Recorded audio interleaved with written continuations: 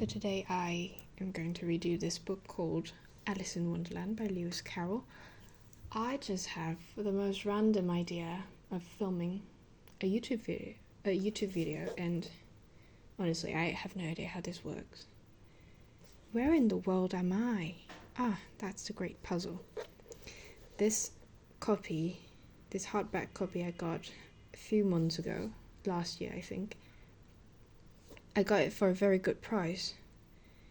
It was on sale, I think, and this is one of the finest books that I have in my book collection, and I've read it through a few times already. I love it.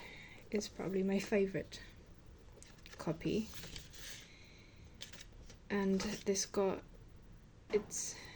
really good illustrations. Very pretty. Very good. Look at that. Very good quality, high quality. I think it would be very intriguing, and to just practice my fake British accent. Just so you know, I'm not from English. I'm not from England. I'm not English. I've never been to England. I've never been to the UK. I've never been to another continent. Never been to Europe. The only overseas country I've been to is Malaysia, and I live in Southeast Asia, specifically Vietnam. And as much as I could, I imitate people. Thank you for colonizing me.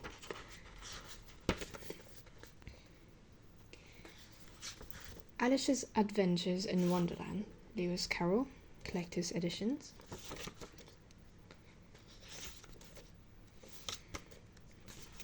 Author's note. Enquiries have been so often addressed to me as to whether any answer to the Hatter's riddle can be imagined, that I may as well put on record here that seems to me to be a fairly appropriate answer, viz. Because it can produce a few notes, though they are very flat, and it is never to put the wrong end in front. This, however, is merely an afterthought. The riddle, as originally invented, had no answer at all. Christmas, 1896, which is a long time ago. Alice's Adventures in Wonderland. All in the golden afternoon, full leisurely we glide, for both our oars with little skill by little arms are plied, while little hands make vain pretence our wanderings to guide. Ah, cruel three in such an hour! Beneath such dreamy weather, to beg a tale of breath too weak to stir the tiniest feather, yet what can one poor voice avail against three tongues together? Imperious Prima flashes forth her edict to begin it, in gentler tones secunda hopes there will be nonsense in it, while Tertia interrupts the tale not more than once a minute. Anon, to sudden silence won, in fancy they pursue the dream child moving through a land of wonders wild and new, in friendly chat with bird or beast, and half believe it true. And ever, as the story drained, the wells of fancy dry, and faintly strove that weary one to put the subject by. The rest next time. It is next time, the happy voices cry. Thus grew the tale of Wonderland. Thus slowly, one by one, its quaint events were hammered out, and now the tale is done, and home we steer, a merry crew, beneath the setting sun. Alice, a childish story take, and with a gentle hand lay it where childhood's dreams are twined, and memory's mystic band, while like pilgrims with a wreath of flowers, plucked in a far-off land. Sorry, I didn't make it rhyme very nicely, but please do pardon me if my accent sounds off, or if I'm just stuttering all the way through. Chapter 1, Down the Rabbit Hole. Alice was beginning to get very tired of sitting by her sister on the bank, and of having nothing to do. Once or twice she had peeped into the book her sister was reading, but it had no pictures or conversations in it. And what is the use of a book, thought Alice, without pictures or conversation? So she had considering So she was considering in her own mind, as well as she could, for the hot day made her feel very sleepy and stupid, whether the pleasure of making a daisy chain would be worth the trouble of getting up and picking the daisies, when suddenly a white rabbit with pink eyes ran close by her. There was nothing so very remarkable in that, nor did Alice think it so very much out of the way to hear the rabbit say to herself, oh dear, I shall be too late." When she thought it over afterwards, it occurred to her that she ought to have wondered at it. But at the time, it all seemed quite natural. But when the rabbit actually took a watch out of its waistcoat pocket and looked at it, and then hurried on, Alice started to her feet, for it flashed across her mind that she had never before seen a rabbit with either a waistcoat pocket or a watch to take out of it. And burning with curiosity, she ran across the field after it, and fortunately was just in time to see it pop down a large rabbit hole under the hedge. In another moment down went Alice after it, never once considering how in the world she was to get out of it again. The rabbit hole went straight on like a tunnel for some way, and then dipped suddenly down, so suddenly that Alice had not a moment to think about stopping herself before she found herself falling down a very deep well. Either the well was very deep, or she fell very slowly, for she had plenty of time as she went down to look about her, and to wonder what was going to happen next. First, she tried to look down and make out what she was coming to, but it was too dark to see anything. Then she looked at the sides of the well, and noticed that they were filled with cupboards and bookshelves. Here and there she saw maps and pictures hung upon pegs. She took down a jar from one of the shelves, and as she passed, it was labelled orange marmalade, but to her great disappointment it was empty. She did not like to drop the jar, for fear of killing somebody, so managed to put it into one of the cupboards as she fell past it. Well, thought Alice to herself, after such a fall as this, I shall think nothing of tumbling downstairs. How brave they'll all think me at home. Why, I wouldn't say anything about it, even if I fell off the top of the house, which was very likely true. Down, down, down. Would the fall never come to an end? I wonder how many miles I've fallen by this time, she said aloud. I must be getting somewhere near the centre of the earth. Let me see. That would be 4,000 miles down, I think. For, you see, Alice had learned several things of this sort in her lessons in the schoolroom, and though this was not a very good opportunity for showing off her knowledge, as there was no one to listen to her, still, it was good practice to say it over. Yes, that's about the right distance, but then I wonder what latitude or longitude I've got to. Alice had no idea what latitude was, or longitude either, but though they were nice grand words to say. Presently she began again. I wonder if I shall fall right through the earth. How funny it'll seem to come out amongst the people that walk with their heads downwards. The antipathies, I think. She was rather glad there was no one listening this time, as it didn't sound at all the right words. But I shall have to talk them what the name of the country is, you know. Please, ma'am, is this New Zealand? Or Australia? And she tried to curtsy as she spoke. Fancy curtsying as you're falling through the air. Do you think you could manage it? And what an ignorant little girl she'll think me. No, it'll never do. It'll never do to ask. Perhaps I shall see it written up somewhere. Down, down, down. There was nothing else to do, so Alice soon began talking again. Dinah'll miss me very much tonight, I should think. Dinah was the cat.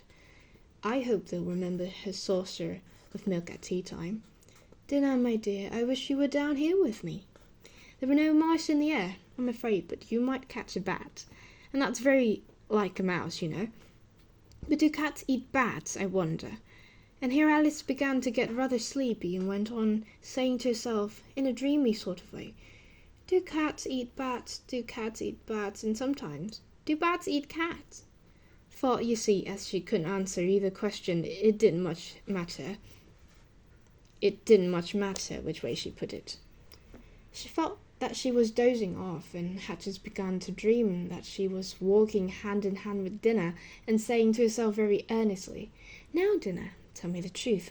Did you ever eat a bat?" Then suddenly, thump, thump, down she came upon a heap of dry leaves, and the fall was over. Alice was not a bit hurt, and she jumped on to her feet in a moment. She looked up, but it was all dark overhead. Before her was another long passage, and the white rabbit was still in sight, hurrying down it. There was not a moment to be lost. Away went Alice like the wind, and it was just in time to hear it say, as it turned the corner, "Oh, my ears and whiskers, how late it's getting." She was close behind it when she turned the corner, but the rabbit was no longer to be seen. She found herself in a long, low hall, which was lit up by a row of lamps hanging from the roof. There were doors all around the hall, but they were all locked, and when Alice had been all the way down one side and up the other, trying every door, she walked sadly down the middle, wondering how she was ever to get out again. Suddenly she came upon a little three-legged table, all made of solid glass.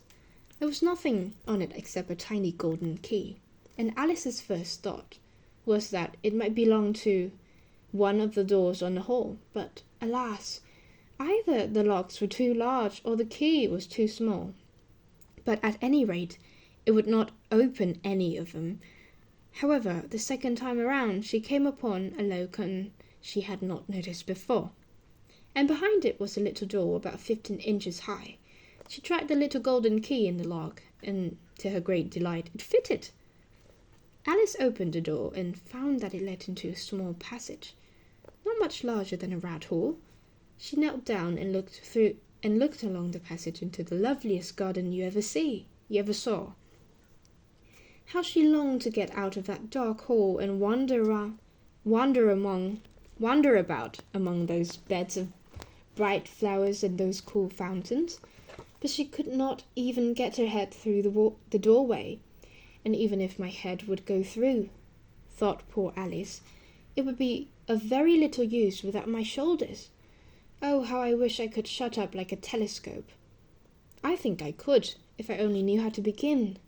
For, you see, so many out-of-the-way things had happened lately, that Alice had begun to think that very few things indeed were really impossible. There seemed to be no use in waiting by the little door, so she went back to the table, half hoping she might find another key on it, or at any rate a book of rules of shutting people like telescopes. This time she found a little bottle on it, which certainly was not here before, said Alice, and round its neck a paper label with the words "Drink Me" beautifully printed on it in large letters. It was all very well to say "Drink me," but the wise little Alice was not going to do that in a hurry. "No, I'll look first," she said, "and see whether it's marked poison or not," for she had read several nice little histories about children who had got burned and eaten up by wild beasts and many other unpleasant things, all because they would not remember the simple rules their friends had taught them, such as that a red-hot poker will burn you if you hold it too long, and that if you cut your fingers very deeply with a knife, it usually bleeds.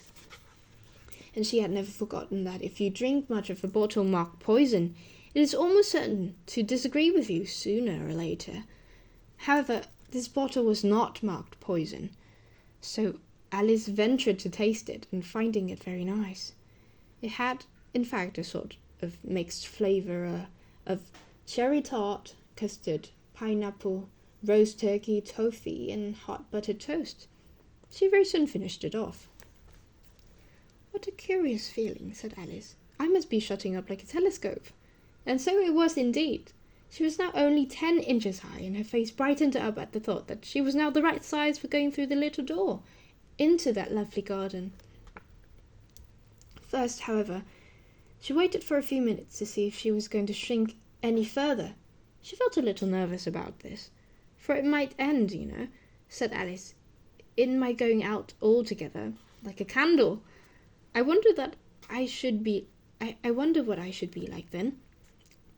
And she tried to fancy what the flame of a candle is like after it is blown out, for she could not remember ever having seen such a thing.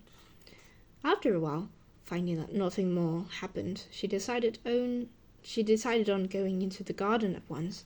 But alas, for poor Alice, when she got to the door, she found she had forgotten the little golden key. And when she went back to the table for it, she found she could not possibly reach it. She could see it quite plainly through the glass, and she tried her best to climb up on the table legs.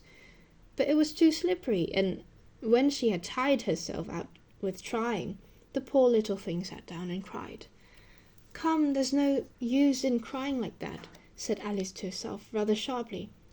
"I advise you to leave off this minute." She generally gave herself very good advice, though she very seldom followed it.